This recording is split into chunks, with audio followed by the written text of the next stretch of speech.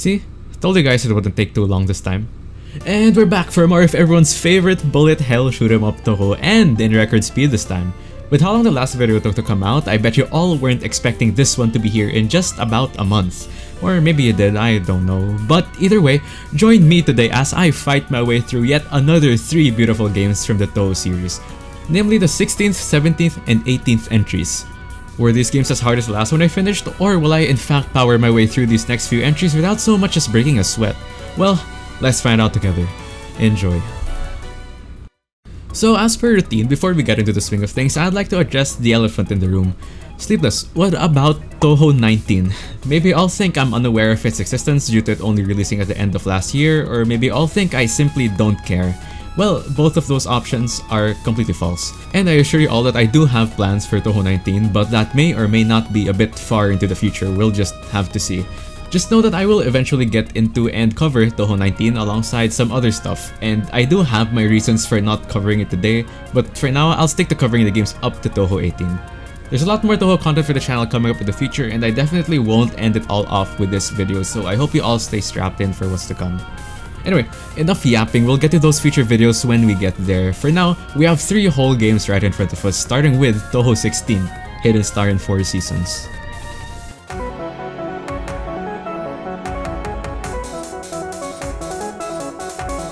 Oh my god, does it feel good not having to play through hell anymore. Holy fuck, this game is easy. I am a god at dodging. Oh. Well, that's obviously a very harsh overstatement. This game isn't really that easy, and in fact I think it's the hardest one from the games I played today. But do I think it's a hard game in general? No, not really. In fact, I'd say the double-dealing character gave me way more issues than this game. Well, that's partially because ever since I beat Lolke, I've just gotten a huge skill boost, but also because ever since I beat Lolke, the game seemed to have been becoming way more generous. This game gives you a lot of bombs and a lot of lives. They brought back scoring for lives, which I really enjoyed, since that's probably as of now my favorite method of getting them, with Subterranean Animism Spell Survival coming in second. What really helps you out though is the mechanic they added, Season Releases. As you play the game, you can collect these little leaf items to drop from enemies. The more you collect, the more the bar on the bottom left fills up. This bar and its effects will depend on the secondary shot type you choose before you start, which is one of 4 different sub-seasons, which goes along with one of 4 main seasons.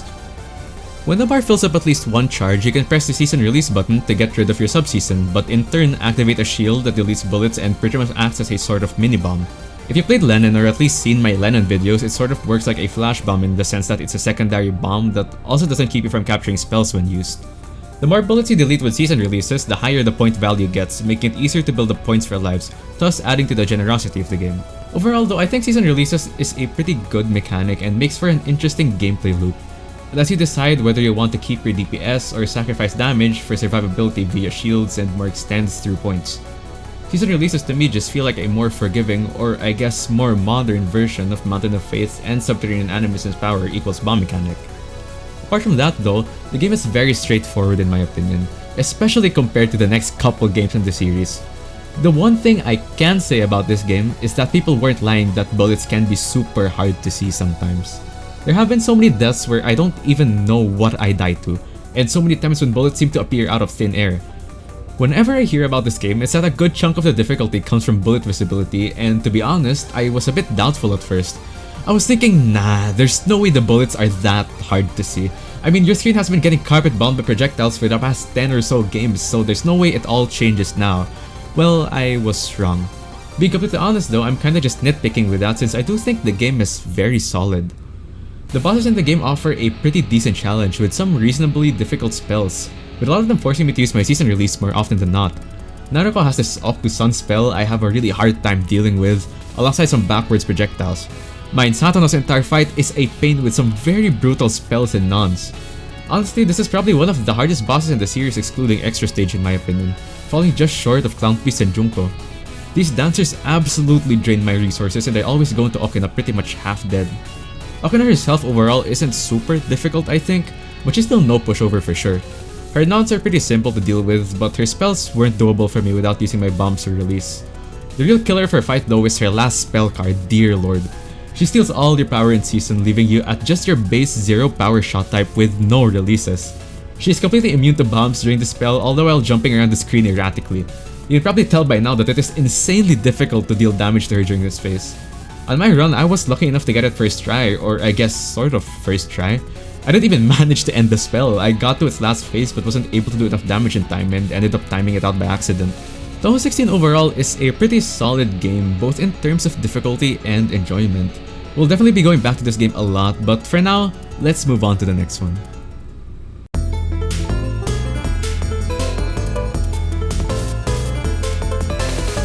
Ah yes, another new game. I can't wait to see what new gimmicks it has in store for me.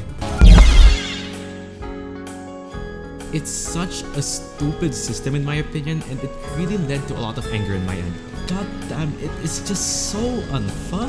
I absolutely despise UFO. This is Touhou 17, Wily Beast and Weakest Creature. UFO Part 2.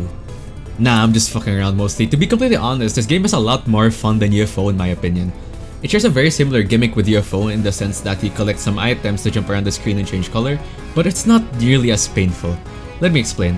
There are 3 main beast items you can pick up, a wolf, an eagle, and an otter. Alongside those 3 main items, you get bombs, power, points, and lives that also, like the beast items, jump around the screen. At the bottom left, you can see your stock of spirits, and whenever that reaches 5 spirits, you enter Roaring Mode. Roaring Mode is pretty much a cherry border from Perfect Cherry Blossom, wherein you're granted a shield that destroys all projectiles upon being hit or activated for a short duration. Whenever you collect 3 of the same beast spirits, you are granted a buff depending on what spirit you collected. The wolf spirit buffs up your focus shot, the eagle spirit buffs up your unfocused shot, and the otter grants you an orbiting shield. So as you can probably already tell, it's already a way more forgiving system than UFO.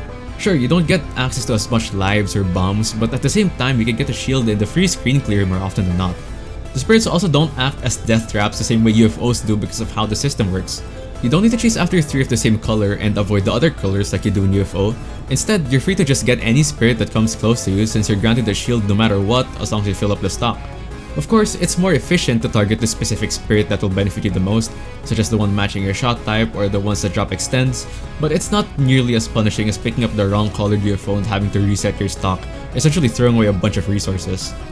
All in all, this beast spirit gimmick isn't nearly as demanding as UFO's gimmick, making the game a lot less of a hassle to play through. While the Beast and Weakest Creature doesn't force the player into tiptoeing around the gimmick just for that slight chance of survival, but instead makes the gimmick a supplement to the gameplay, rather than a necessity, or sometimes even a death trap in UFO's case. Now, if there's one nitpick I can give this game, it's that it has the exact same issue as Hidden Star in 4 Seasons. The bullets are too damn hard to see sometimes.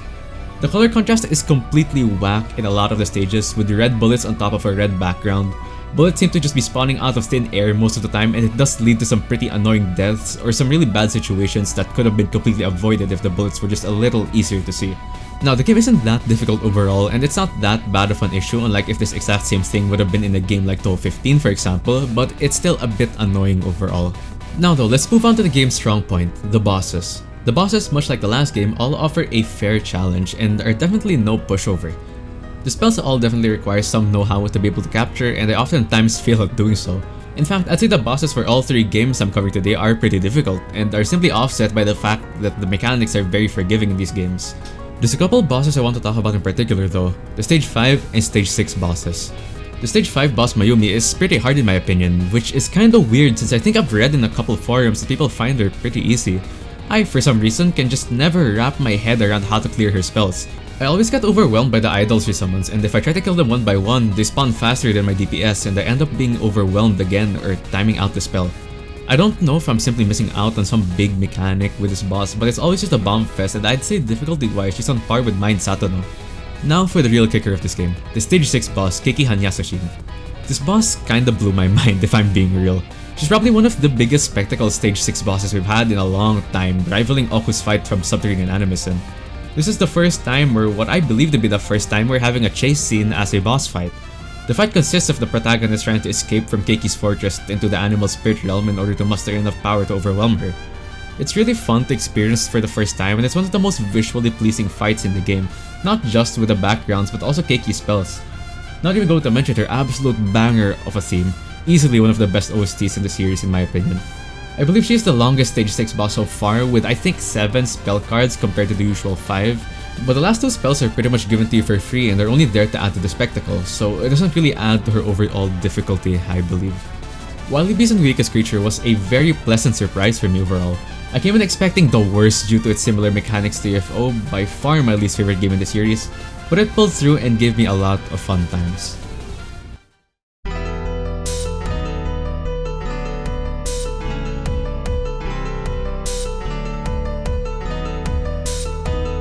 Now onto the final game of today's video, Unconnected Marketeers. Now, I don't like to beat around the bush, so I'm just gonna give it to you guys straight. I have very mixed feelings about this game. On one hand, I think there's a lot to like about this game. Characters are great, bosses are pretty fun, bullet visibility is actually decent this time, and the game is probably the best looking one so far. Now, onto what I don't really like. The gimmick. The game is a roguelike. As you play the game both on the run you're on and the game in its entirety, you unlock different items. These items can be purchased at the shop at the end of each stage using money that you collect as you play the game. These different items can range from extra shots, to passive abilities, to active items, to even just straight up extends. Now obviously this gimmick allows for a lot of replayability, which is a good thing. Every Touhou game is more or less the same thing on repeat runs after all. The issue is, this gimmick goes against the two things I really enjoy from Touhou games: consistency and simplicity. Obviously, when the game has a lot of RNG mechanics that can completely change the course of your run and how you play the game as a whole, it throws consistency out the window. Now, this is not inherently a bad thing. Like I said, this allows for a whole new level of replayability, but this all just comes down to personal preference. There's no issue with me if people enjoy this type of gameplay, and I can definitely see a lot of people doing so, but I've always enjoyed the more straightforward and consistent gameplay of Touhou. Sure, I enjoy complexity in the games, but not necessarily complexity of game mechanics, but rather complexity in gameplay. What I mean by this is, rather than having a bunch of system mechanics you have to learn and get down, I'd rather have simple, straightforward mechanics, with stages and bosses with a lot of depth to their patterns. I know I've been glazing over this game for the longest time, but I think Subterranean Animism does it best in that regard. The system mechanics are very simple, with the most complicated thing being the individual shot type gimmicks. But that doesn't really matter too much considering you'll probably only be using Remo A for the entirety of the game. However, every single boss and stage has something to be learned about them, and they all have multiple different methods of consistently dealing with them. Now back to Unconnected Marketeers. While yes, the bosses are fun and there are a lot of fun patterns to go through, I feel like the game leans too much into the roguelike mechanic that you end up focusing mostly on that rather than the game in front of you.